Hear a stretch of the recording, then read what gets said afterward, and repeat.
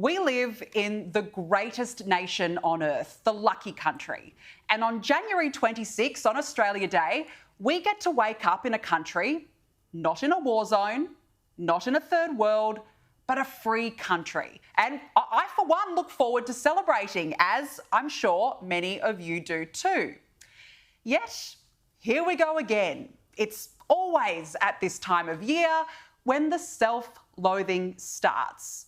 Except this time, it's come from one of our top ambassadors, Stephen Smith, who seems to be ashamed of the country he represents while representing us on the world stage. 24 hours ago, Australia's High Commissioner to the UK, Stephen Smith, Albo's captain's pick for the job, signalled he will not be attending an annual Australia Day gala dinner this month. This comes a year after he cited sensitivities around celebrating the day. Now let's cut to the chase. If you're ashamed, get out. You do not deserve to represent this great country. And for context, this gala is run by the Australia Day Foundation. It's a charity and proceeds go to supporting Australians studying in Britain. Now, this event is traditionally hosted on the closest Saturday to Australia Day, but this year it's been infiltrated by the woke. The Britain-Australia Society's CEO, Louise Mully, said the event is not commemorating the landing of the First Fleet on the 26th of January, but rather is an event which is a modern, forward-thinking, diverse and inclusive celebration of Australia and all Australians. The progressive left strikes again, with the ultimate aim of destroying everything British settlers brought to Australia. And look, the left always needs something to feel good about, don't they? Because they are obsessed with this false guilt. Now, last year, Stephen Smith told organisers it would not be appropriate to hold the gala around January 26, which, of course, marks the First Fleet's landing in Sydney. And unless I've missed something, the High Commissioner's job is to represent this country. It's a role which should be regarded as a great honour. So for 2 years in a row to want to miss it, it's inexcusable. As Peter Dutton said, the PM should pick up the phone and sort this out today. What other developed country refuses to acknowledge its National Day? If Stephen Smith is ashamed of Australia Day, he should be on the next flight home. And of course he's right. But here is where it gets very convenient. Because after the Coalition's strong criticism, just like that, Stephen Smith's schedule has suddenly been freed up. He's now apparently available, after all, to attend the gala. A High Commission spokesman said the High Commissioner has now been able to rearrange official travel plans in order to attend the Australia Day gala dinner on Saturday, 25 January, for the purpose of delivering a personal message from the Prime Minister to the dinner. How wonderfully convenient. Did Albo actually get on the phone, or was it some sort of public hallucination and he forgot that Australia Day falls on January 26th? It is the same day every year, but it's not a priority for him. He's out there ideologically freelancing and not representing the country. The Daily Telegraph reports Mr Smith's whereabouts on January 26 remain a mystery, and that no events have been planned for that day due to the day being on a Sunday in London. Please. Stephen Smith is paid very generously.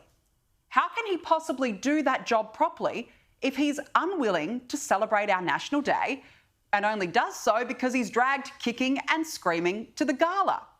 Now, we take pride in this country. We are lucky. And if Stephen Smith is struggling with that, he needs to be recalled or resign immediately.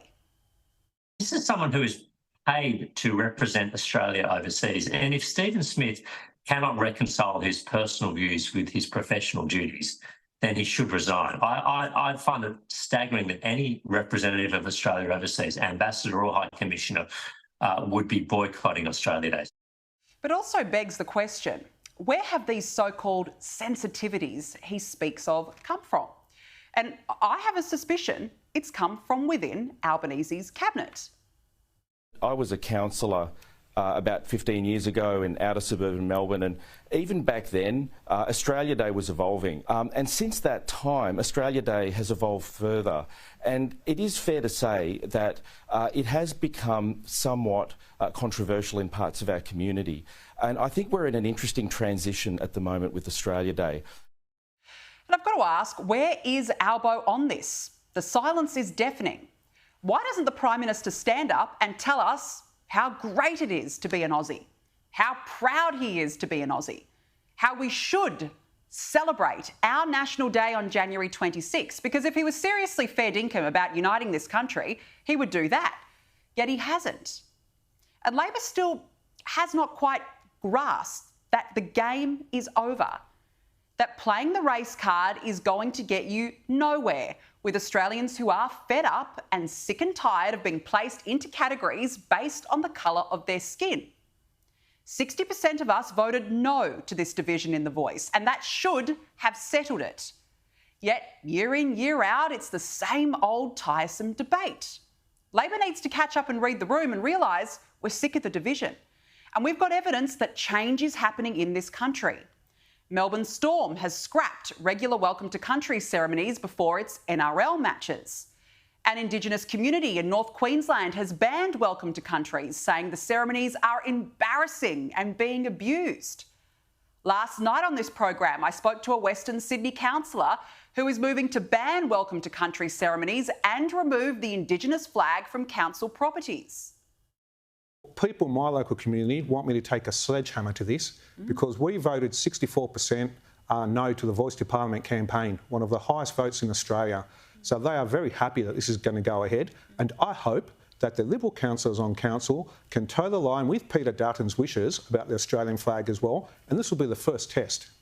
And as he said, that virtue signalling ideology is backfiring enough for Peter Dutton to declare that if elected, he will stand in front of the Australian flag only, not the Aboriginal and Torres Strait Islander ones as well.